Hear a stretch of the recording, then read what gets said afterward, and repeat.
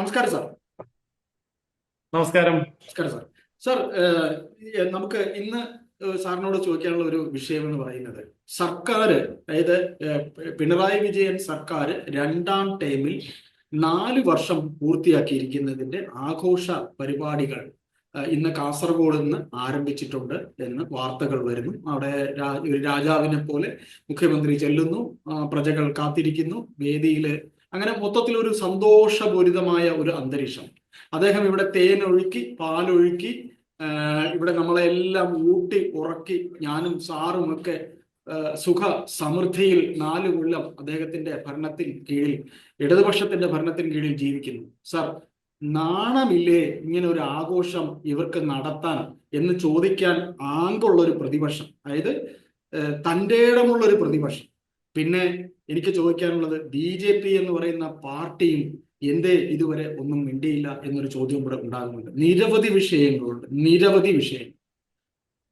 Sir, ആരാന്റെ, അതായത് പണ്ട് വൈക്കം മുഹമ്മദ് ബഷീറിന്റെ എട്ടുകാലി മമ്മൂഞ്ഞ് എന്ന് പറഞ്ഞൊരു കഥാപാത്രം ഉണ്ടായിരുന്നു. ആരാന്റെ ഗർഭം തൻ്റെതെന്ന് പറഞ്ഞ് നടക്കുന്ന എട്ടുകാലി മമ്മൂഞ്ഞ്. ഈ എട്ടുകാലി മമ്മൂഞ്ഞ് ആണോ ഇവിടെ കേരളം ഭരിക്കുന്ന മുഖ്യമന്ത്രി എന്നൊരു സംശയം സമൂഹത്തിൽ ഉണ്ടാകുന്നതിൽ തെറ്റുണ്ടോ? സാറും ഞാനും ഒക്കെ കാണുന്ന വികസനം കേന്ദ്രം ഉണ്ടാക്കി വെച്ച വികസനത്തില് ചെന്ന് ഒട്ടുന്നതല്ലേ ഇവർ എന്നൊരു സംശയം. സാർ, ഇതിൽ കുറെ വസ്തുതകളുണ്ട്, ഒന്ന് ചുരുക്കി പറയാം. ഇത് അങ്ങനെ ചുരുക്കി പറയാൻ പറ്റുന്ന കാര്യമല്ല. എങ്കിൽ പോലും നമുക്കൊരു സമയപരിധി ഉള്ളത് കൊണ്ട് പരമാവധി ഞാൻ ചുരുക്കാൻ ശ്രമിക്കാം. ഈ 9 വർഷത്തെ പിണറായി ഭരണം ഇപ്പോൾ പൂർത്തിയായി 10ാം വർഷത്തേക്ക് അവസാന ഘട്ടത്തിലേക്ക് കടക്കുക. അതിന്റെ ആഘോഷ പരിപാടികൾക്ക് വേണ്ടി 100 കോടി 120 കോടി എന്നൊക്കെയാണ് കണക്ക് കേൾക്കുന്നത്, ആഘോഷത്തിന് വേണ്ടി മാത്രം. ഏതായാലും കേരളത്തിന്റെ അവസ്ഥ എന്താണ് എന്നുള്ളത് വസ്തുനിഷ്ഠമായി നമുക്ക് കൃത്യമായ തെളിവുകൾ വെച്ച് തന്നെ ഒന്ന് പരിശോധിക്കാം. 2024 റിസർവ് ബാങ്ക് കണക്കനുസരിച്ച് കേരളത്തിന്റെ വളർച്ചാ നിരക്ക് 3.5% ഇന്ത്യയിലെ ഏറ്റവും കുറഞ്ഞ വളർച്ചാ നിരക്കാണ് കേരളത്തിൽ രേഖപ്പെടുത്തുന്നത്. ഗുജറാത്തില് 6%, തമിഴ്നാട്ടിൽ 5% വളർച്ചാ നിരക്കുണ്ട്. അതുപോലെ എന്തുകൊണ്ട് ഇവിടെ വളർച്ച ഉണ്ടാവുന്നില്ല എന്ന ചോദ്യത്തിന്, ഇവിടെ പണം മുടക്കേണ്ട വ്യവസായികളും വ്യാപാരികളും ബിസിനസ്സുകാരും അടക്കമുള്ളവർ പറയുന്നത് നോക്കുകൂലി കാരണം ഇങ്ങോട്ട് വരാൻ പേടിയാണ് എന്നാണ്. അവർ പറയുന്നത് ലോകത്തിൽ നോക്കുകൂലിയുള്ള ഒരേ ഒരു സ്ഥലം കേരളം മാത്രമാണ് എന്നാണ്. ഇതിന്റെയൊക്കെ ഫലമായി 2024 ലേബർ സർവേ പ്രകാരം തൊഴിലില്ലായ്മയിൽ രാജ്യത്ത് 1ാം സ്ഥാനത്ത് നിൽക്കുന്ന സംസ്ഥാനം കേരളമാണ്. 30% ഇവിടുത്തെ തൊഴിലില്ലായ്മ. എന്നാൽ ഭാരതത്തിലെ തൊഴിലില്ലായ്മ 10% കണ്ട് കുറഞ്ഞപ്പോൾ കേരളത്തിലെ തൊഴിലില്ലായ്മ 10% കൂടി. ഇതിന്റെയൊക്കെ ഫലമായിട്ട് എന്താണ് സംഭവിക്കുന്നത്? കേരളത്തിലെ ജനസംഖ്യ 3.5 കോടി എന്ന് പറയും. പക്ഷെ കേരളത്തിനകത്ത് ജീവിക്കുന്നത് 2.5 കോടി ആൾക്കാർ മാത്രമാണ്. 1 കോടി മലയാളി കേരളത്തിന് പുറത്തേക്ക് പോയത് വിദ്യാഭ്യാസത്തിന് വേണ്ടിയും തൊഴിലിനു വേണ്ടിയുമാണ്, മറ്റൊരു കാര്യത്തിനും വേണ്ടിയല്ല. അപ്പൊ ചുരുക്കി പറഞ്ഞാൽ ഒരു 50 വയസ്സിന് മുകളിലേക്കുള്ളവർ മാത്രമാണ് ഇന്ന് കേരളത്തിൽ ജീവിക്കുന്നത്, മലയാളികൾ. ബാക്കി ചെറുപ്പക്കാർ മുഴുവൻ കേരളം വിട്ടുപോയ ഒരു സാഹചര്യമാണ് ഈ കണക്കുകളിൽ നിന്ന് കാണുന്നത്.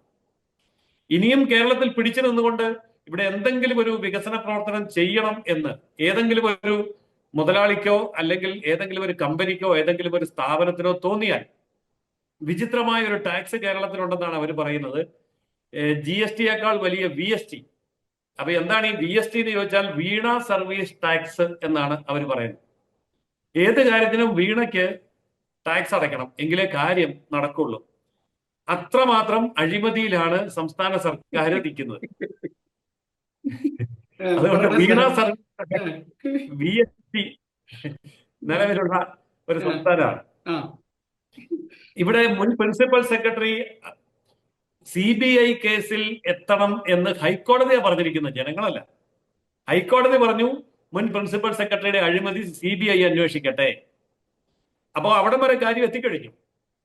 ഇനി കഴിഞ്ഞ 9 വർഷക്കാലത്തിനിടയിൽ കേരളത്തിലെ വൻ നേട്ടങ്ങൾ എന്ന് പറയാൻ കഴിയുന്നത് സ്വർണ്ണ കള്ളക്കടത്ത്, ലൈഫ് മിഷൻ അഴിമതി, AI ക്യാമറ അഴിമതി, K-ഫോൺ അഴിമതി, PPE കിറ്റ് വാങ്ങിച്ചപ്പോൾ നടത്തിയ അഴിമതി, സ്പ്രിംഗ്ലർ ഡാറ്റ അഴിമതി, കരുവന്നൂർ ബാങ്ക് അടക്കം സഹകരണ മന്ത്രി നിയമസഭയിൽ വെളിപ്പെടുത്തിയ 396 സഹകരണ ബാങ്കുകളിലെ അഴിമതി. ഈ 396 ബാങ്കുകളും ഭരിക്കുന്നത് ഒന്നുകിൽ CPM ആണ്, അല്ലെങ്കിൽ കോൺഗ്രസ് ആണ്. ഇതിനൊക്കെ ഇടയിലാണ് പുരുഷ CPOമാരുടെ സമരം, വനിതാ CPOമാരുടെ സമരം ഇപ്പോഴും നടക്കുന്നു. വനിതാ CPOമാര് അല്ല, അവര് സമരം ഇന്നലെ ഇവിടെയൊക്കെ പൂർത്തിയാക്കിയല്ലോ സർ. നിരവധി ഒഴിവ്. ആ. എന്തോ അല്ലെ, അവരുടെ സമരം ഇന്നലെ കഴിഞ്ഞല്ലോ. വനിതാ CPOമാർ ഇന്നലെ എല്ലാം ഇറങ്ങിയല്ലോ. വനിതാ CPOമാരുടെ സമരം ഇന്നലെ അതെ അതെ പരാജയപ്പെട്ടു. അതെ അവർ അതെ, തോറ്റു മടങ്ങി. തോറ്റു മടങ്ങി. അതെ അതെ, പറയൂ സാർ. അതെ. അതുപോലെ സർക്കാർ ശമ്പളം മുടങ്ങുന്നു. KSRTC ഏറ്റവും വലിയ ഉദാഹരണമാണ്. മറ്റു പല മേഖലകളും മുടങ്ങിക്കൊണ്ടിരിക്കുന്നു. ക്ഷേമ പെൻഷനുകൾ മുടങ്ങിയിട്ട് ഏതാണ്ട് 1 വർഷത്തോളം ആവാൻ പോവുകയാണ്. ഇതിനിടയിൽ എല്ലാ കാര്യത്തിലും വളരെ മോശമാണ് എന്നൊന്നും പറയാൻ പറ്റില്ല. 2024 കേന്ദ്ര ആഭ്യന്തര മന്ത്രാലയത്തിന്റെ കണക്ക് പ്രകാരം നാർക്കോട്ടിക് കേസുകൾ എടുത്തതിൽ കേരളം 1-ാം സ്ഥാനത്തിന്. നാർക്കോട്ടിക് കേസുകൾ കഴിഞ്ഞ വർഷം 28,000 കേസുകളാണ് കേരളത്തിൽ രജിസ്റ്റർ ചെയ്തത്.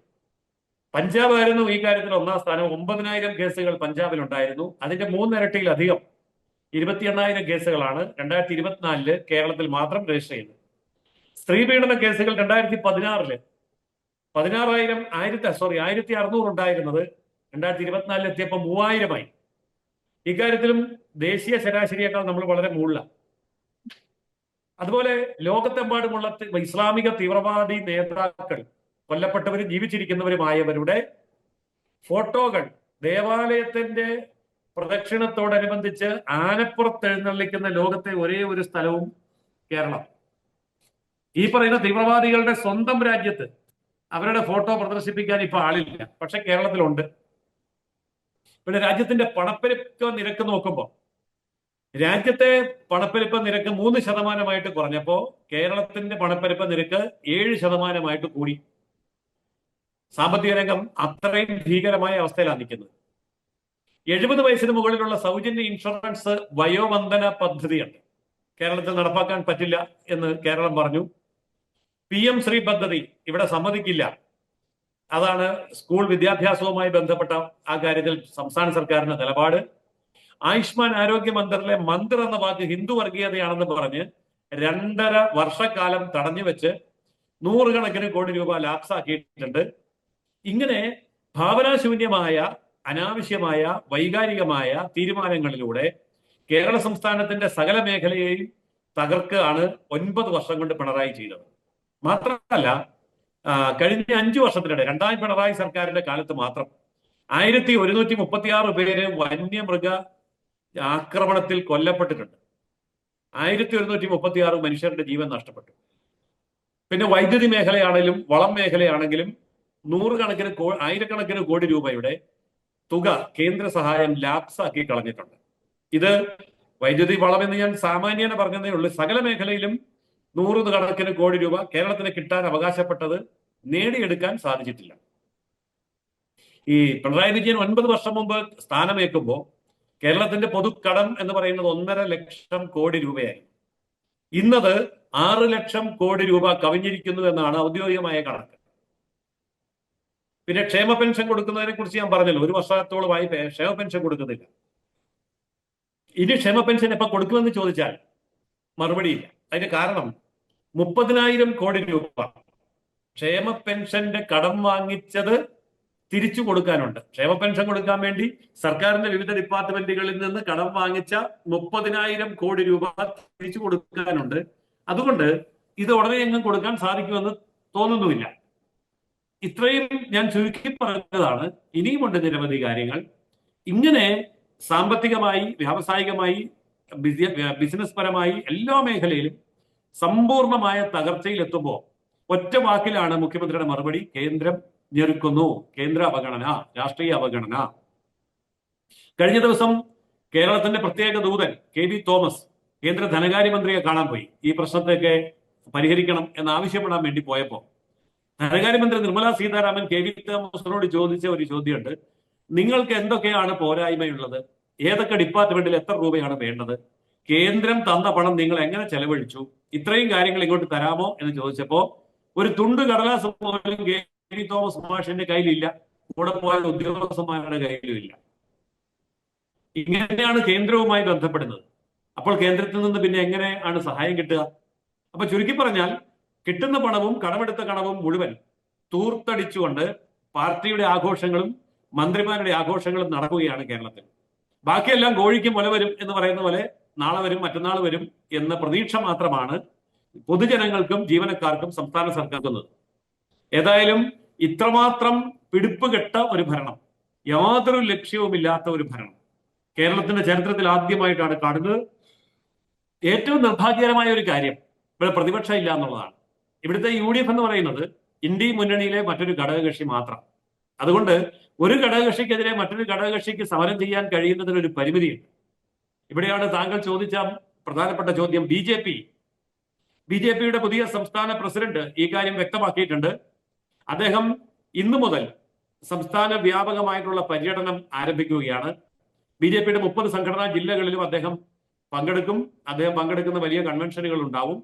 അതിനുശേഷം സംസ്ഥാന വ്യാപകമായി ഈ ഗവൺമെന്റിനെതിരായിട്ടുള്ള പ്രതികരണങ്ങളും സമരങ്ങളും ഉണ്ടാകും. അത് 2 തരത്തിലുണ്ടാകും എന്നാണ് അദ്ദേഹം പറഞ്ഞത്. ഒന്ന്, BJPയുടെ 30 ജില്ലാ ഓഫീസുകൾ കേന്ദ്രീകരിച്ചുകൊണ്ട് കേന്ദ്ര ഗവൺമെന്റിന്റെയും സംസ്ഥാന ഗവൺമെന്റിന്റെയും ആനുകൂല്യങ്ങൾ ജനങ്ങളിൽ എത്തിക്കാനുള്ള ഹെൽപ്പ് ഡെസ്കുകൾ, അപേക്ഷ കൊടുക്കേണ്ടത് എങ്ങനെയാണ്, ആനുകൂല്യം വാങ്ങേണ്ടത് എങ്ങനെയാണ്, അതിന് ഒരുങ്ങേണ്ടത് എങ്ങനെയാണ്, അതിന്റെ നടപടിക്രമം എന്തൊക്കെയാണ്, അതിന്റെ എല്ലാ കാര്യങ്ങളും ജനങ്ങളിൽ എത്തിക്കാൻ 30 ജില്ലാ ഓഫീസുകളിലും ഹെൽപ്പ് ഡെസ്കുകൾ സ്ഥാപിക്കും എന്ന് അദ്ദേഹം പറഞ്ഞു. അതോടൊപ്പം തന്നെ കേന്ദ്ര ഗവൺമെന്റിന്റെ ക്ഷേമ പദ്ധതികൾ ജനങ്ങളിലേക്ക് നേരിട്ട് എത്തുന്നില്ല എങ്കിൽ അതിന് തടസ്സം നിൽക്കുന്ന സംസ്ഥാന ഗവൺമെന്റിന്റെ മുഖം മൂടി വലിച്ചു കീറിക്കൊണ്ടുള്ള സമര പരിപാടികൾ BJP ഇതിന്റെ തൊട്ടു പിന്നാലെ നടത്തും എന്നും പറഞ്ഞിട്ടുണ്ട്. എനിക്ക് തോന്നുന്നത് ഈ വരാൻ പോകുന്ന പഞ്ചായത്ത് തെരഞ്ഞെടുപ്പും അതിനുശേഷം വരാൻ പോകുന്ന അസംബ്ലി തെരഞ്ഞെടുപ്പ്, ഇത് രണ്ടും മുന്നിൽ കണ്ടുകൊണ്ട് ആദ്യം ജനങ്ങളിലേക്ക് സേവനം എത്തിക്കുകയും സേവനം എത്തിക്കുന്നതിൽ സംസ്ഥാന സർക്കാർ തയ്യാറല്ല എന്നുണ്ടെങ്കിൽ സംസ്ഥാന സർക്കാരിനെതിരെ BJPയുടെ വലിയ സമര വേലിയേറ്റങ്ങൾ ഉണ്ടാവുകയും ചെയ്യും. അതിനുള്ള അണിയറ പ്രവർത്തനങ്ങളിലാണ് ശ്രീ രാജീവ് ചന്ദ്രശേഖർ എന്ന പുതിയ സംസ്ഥാന പ്രസിഡന്റ് എന്ന് അദ്ദേഹം വ്യക്തമാക്കിയിട്ടുമുണ്ട്. ഏതായാലും ഇതിനെതിരെയുള്ള വലിയൊരു ബഹുജന പ്രക്ഷോഭത്തിലേക്കാണ് BJP നീങ്ങുന്നത്. BJP മാത്രമേ ഉള്ളൂ നീങ്ങാൻ. കാരണം ഇന്ത്യ മുന്നണിയിലെ ഘടകകക്ഷി എന്നുള്ള നിലയിൽ CPM ഭരിക്കുന്ന സർക്കാരിനെതിരെ കോൺഗ്രസിന് സമരം ചെയ്യാൻ സാധ്യമല്ല എന്നുള്ളതാണ് ഇപ്പോൾ ഉള്ള അവസ്ഥ. സാർ, എനിക്കൊരു സംശയം ചോദിക്കാനുള്ളത്, സാർ ഈ പറഞ്ഞ കാര്യങ്ങള് ഇവിടെ ചില ഫാക്ട്സ് ആണ്, കണക്കുകളാണ്. സാർ, ഇവർക്ക് ഇവിടെ മെറിറ്റ് ആയിട്ട് ഇവിടെ പറയാൻ പോകുന്നത് ഇവിടുത്തെ റോഡ് പണികളെ കുറിച്ച്. ഇപ്പൊ 66 ഞങ്ങൾ ഇവിടെ കാണുന്നതാണ്, ഗുരുവായൂർ വഴി നേരെ കാസർഗോഡേക്ക് പോകുന്ന റോഡ്, നമ്മുടെ തിരുവനന്തപുരത്ത് കഴക്കൂട്ടം ബൈപ്പാസ് ഒക്കെ. സാർ, ഇതെല്ലാം കേന്ദ്രം അതായത് നിതിൻ ഗഡ്കരി എന്ന ഏറ്റവും നല്ലൊരു മിനിസ്റ്ററുടെ, പൊതുമരാമത്ത് മിനിസ്റ്ററുടെ അദ്ദേഹത്തിന്റെ ഒറ്റ മികവ് കൊണ്ടുണ്ടായതാണ് ഈ റോഡുകളൊക്കെ തന്നെ. അത് തങ്ങളുടേതാണ്. അത് നമ്മൾ സംസാരിച്ചു തുടങ്ങുമ്പോൾ ആദ്യം നമ്മൾ പറഞ്ഞത് ആരാൻ്റെത് തൻ്റെതെന്ന് പറഞ്ഞതുപോലെ ഈ റോഡ്, പിന്നെ വിഴിഞ്ഞം പദ്ധതി, ഇതൊക്കെയാണ് ഇവരെന്തൊക്കെയോ ചെയ്തു എന്ന് കാണിക്കുന്നത്. സാറ് പറഞ്ഞ പോലെ ഫോണ്, പിന്നെ വേറെ എന്തൊക്കെ തട്ടിപ്പുകളുണ്ടോ അതെല്ലാം ചെയ്യാൻ പോയത് എല്ലാം പോക്കറ്റിലേക്ക് കമ്മീഷൻ വരുത്താൻ വേണ്ടിയിട്ടുള്ള നീക്കമായി. സാർ, എന്റെ ചോദ്യം, ഈ പറയുന്ന റോഡ്, ഇപ്പൊ നമ്മൾ കാണുന്ന റോഡിന്റെയും പൊതുമരാമത്ത് വകുപ്പിൽ ഉണ്ടായിരിക്കുന്ന നേട്ടം, വിഴിഞ്ഞം പദ്ധതിയുടെ നേട്ടം, സാർ ഇതെല്ലാം സ്വന്തമാണെന്ന് കൂടെ പറയുന്ന ഇവർ എന്താണ് സാർ ഇതിൽ ചെയ്തത്? കേന്ദ്രത്തിന്റെ റോൾ എന്ത്, ഇവരുടെ റോൾ എന്ത്? അതുകൂടെ പറഞ്ഞ് നമുക്ക് സംസാരം അവസാനിപ്പിക്കാം. അതായത് വികസന പ്രവർത്തനങ്ങളുടെ കാര്യത്തിൽ കേരളത്തിലെ 1,60,50,000 കോടി രൂപയുടെ റോഡ് വികസനമാണ് ഹൈവേയും, അതായത് നാഷണൽ ഹൈവേ, സ്റ്റേറ്റ് ഹൈവേ ഉൾപ്പെടെ PW റോഡ്, പഞ്ചായത്ത് റോഡ് വരെ ഉള്ള റോഡുകൾക്ക് കേന്ദ്രം കേരളത്തിലേക്ക് മാത്രം കൊടുത്തത് 1,60,50,000 കോടി രൂപയാണ്. ഇവിടെ നാഷണൽ ഹൈവേക്ക് സ്ഥലമെടുത്തു കൊടുക്കാൻ സംസ്ഥാന സർക്കാരിന്റെ വിഹിതം അടയ്ക്കാൻ ഞങ്ങൾക്ക് പണമില്ല എന്ന് പറഞ്ഞപ്പോൾ അതും കൂടി കേന്ദ്രം വഹിച്ചുകൊള്ളാം എന്ന് പറഞ്ഞുകൊണ്ടാണ് നിതിൻ ഗഡ്കരി കേരളത്തെ സഹായിച്ചത്. ഇത്രയും സഹായം കിട്ടിയ മറ്റൊരു സംസ്ഥാനവുമില്ല എന്ന് ഓർക്കണം. അവര് നോക്കുമ്പോൾ അഖിലേന്ത്യാ തലത്തിൽ കേരളം എന്ന് പറയുന്നത് ഇന്ത്യൻ ഭൂവിസ്തൃതിയുടെ 1% മാത്രമാണ്. പക്ഷേ ഇവിടെ ജനസംഖ്യയുടെ 2.5% ഉണ്ട്.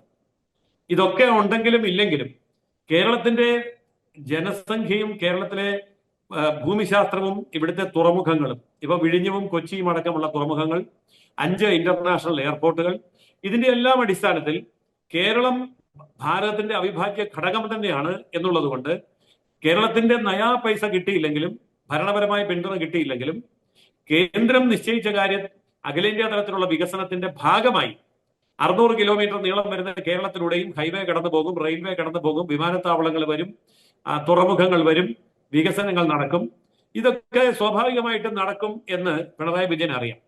വാഴയ്ക്ക് നനയ്ക്കാതിരിക്കാൻ പറ്റിയല്ല, അല്ലെ വാഴ ഉണങ്ങിപ്പോകും എന്നുള്ളത് കൊണ്ട് വാഴയ്ക്ക് സമൃദ്ധമായിട്ട് വെള്ളം ഒഴിക്കുന്ന കൂടെ ചീരയ്ക്കും കുറെ വെള്ളം കിട്ടും. അതാണ് കമ്മ്യൂണിസ്റ്റുകാരുടെ ബുദ്ധി. അവസാനം ചീര നല്ല തലയുയർത്ത് എത്തിയിട്ട് പറയും, കണ്ടോ ഞാനാണ് വാഴയെ സംരക്ഷിക്കുന്നതെന്ന്. ഇതുപോലെയുള്ള ഒരു അവകാശവാദമാണ് ഈ എട്ടുകാലി മമ്മൂഞ്ഞായിട്ടുള്ള പിണറായി വിജയൻ ഇപ്പോ നടത്തിക്കൊണ്ടിരിക്കുന്നത്.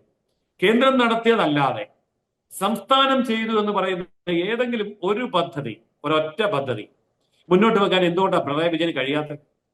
ഇപ്പൊ ഓഖി ദുരന്തത്തിന്റെ കാലത്തുണ്ടാക്കുമെന്ന് പറഞ്ഞ വീട് ഇതുവരെ ഉണ്ടാക്കിയിട്ടില്ല. മഹാപ്രളയ ദുരിതകാലത്ത് ഉണ്ടാക്കുമെന്ന് വീട് വെച്ചു കൊടുക്കുമെന്ന് പറഞ്ഞത് ഇതുവരെ വെച്ചു കൊടുത്തിട്ടില്ല. വയനാട് ദുരന്തത്തിൽ വീട് കൊടുക്കുമെന്നാണ് ഇപ്പൊ പറഞ്ഞിരിക്കുന്നത്. പിണറായിയുടെ എത്രാമത്തെ തലമുറയിലുള്ള കുട്ടിയുടെ കാലത്ത് പോലും നടക്കാൻ പോകുന്നില്ല. ഇതൊക്കെയല്ലേ കേരളത്തിന്റെ യാഥാർത്ഥ്യം. നമുക്കൊരൊറ്റ ചോദ്യമേ ചോദിക്കാനുള്ളൂ.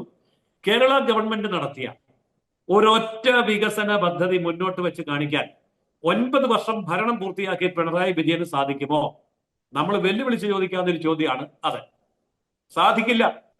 മുഴുവൻ കേന്ദ്ര പദ്ധതികളെ ഇവിടെയുള്ളൂ. എന്നാൽ മറിച്ച് തമിഴ്നാട്ടിൽ ചെല്ലൂ, കർണാടകത്തിൽ ചെല്ലൂ, ഗുജറാത്തിൽ ചെല്ലൂ, ഉത്തർപ്രദേശിൽ ചെല്ലൂ, മധ്യപ്രദേശിൽ, ഞാൻ ഈ പറഞ്ഞ സംസ്ഥാനങ്ങളൊക്കെ BJP ഭരിക്കുന്നതല്ല, കോൺഗ്രസ് ഭരിക്കുന്ന കർണാടകം, DMK ഭരിക്കുന്ന തമിഴ്നാട് അടക്കം മറ്റ് സംസ്ഥാനങ്ങളിലൊക്കെ ഞങ്ങളുടേതെന്ന് പറഞ്ഞൊരു വികസനം മുന്നോട്ട് വെക്കാൻ കഴിയുമ്പോൾ കേന്ദ്രത്തിന്റെ വികസനമല്ലാതെ മറ്റൊരു വികസനവും സംസ്ഥാനത്തിനില്ല. ഞാൻ അങ്ങനെ പറയുമ്പോൾ അടച്ചാക്ഷേപിക്കുന്നത് ശരിയല്ല. സംസ്ഥാനത്ത് ചില വികസനങ്ങളുണ്ട്, അതുകൂടി പറഞ്ഞ് ഞാൻ അവസാനിപ്പിക്കാം. അതായത് ഏറ്റവും കൂടുതൽ വരുമാനം മദ്യപാനത്തിലൂടെ നേടുന്ന സംസ്ഥാനം കേരളം.